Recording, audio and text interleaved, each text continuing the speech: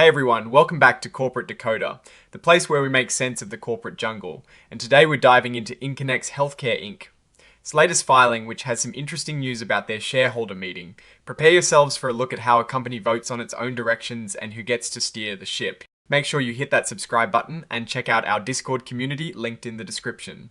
It is where we decode these filings together in real time, and it is a great place to share your thoughts. So what we're looking at today is a Form 8K filing, which is basically a way for companies to tell the public about major events. For Incannex Healthcare Incorporated, this filing is all about what happened at their 2025 annual meeting of stockholders.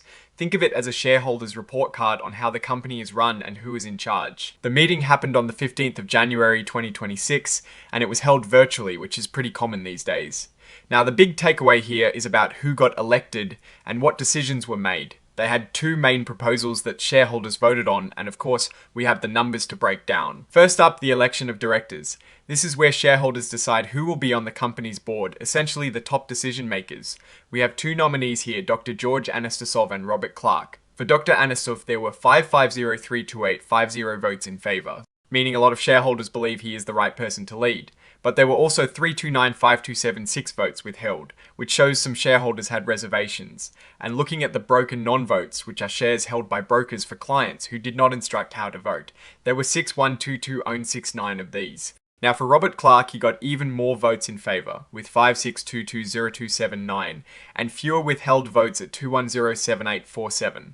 The broken non-votes remained the same at 6,122,2169.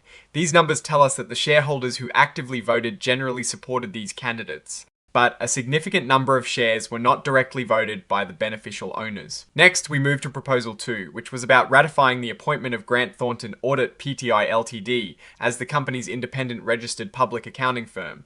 This means shareholders were asked to approve who checks the company's financial books for the upcoming fiscal year. Having a trusted accounting firm is super important for investor confidence. The results here are pretty strong. A massive 11,034,6963 votes were cast in favour of keeping Grant Thornton. There were 7,877,386 votes against and 132,509,46 abstentions, meaning they didn't vote either way. Interestingly, there were no broken non-votes for this proposal, suggesting that most shareholders who could vote did. This shows a clear preference for the chosen auditors. Now, let's look at the bigger picture. The company is classified as an emerging growth company, which allows some flexibility in how they report their financial standards. This means they are still growing and likely have less established reporting practices compared to larger, older companies. The fact that they've elected not to use the extended transition period for new or revised financial accounting standards means they're aiming to keep up with the latest reporting requirements, which can be a good sign for transparency. Overall, this filing shows a company that held its annual meeting, confirmed its directors and its auditors. The voting results for both proposals suggest a decent level of shareholder confidence in the current leadership and the accounting oversight.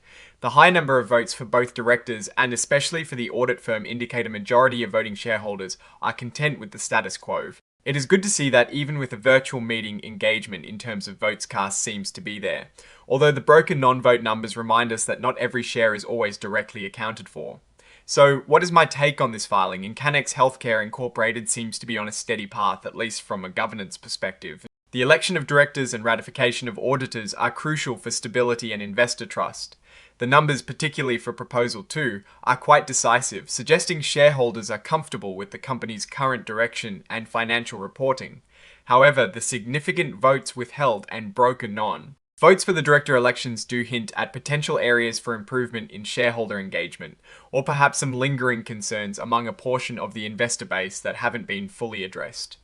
As an emerging growth company, maintaining strong governance and transparent communication will be key to their future success. What do you think about these voting results? Do they signal a company on solid ground, or are there underlying issues? Let us know your thoughts in the comments below. If you found this breakdown useful, please give this video a thumbs up and subscribe for more in-depth corporate analysis. And don't forget to join our Discord server to keep the conversation going. Thanks for watching, and we'll see you in the next Decode.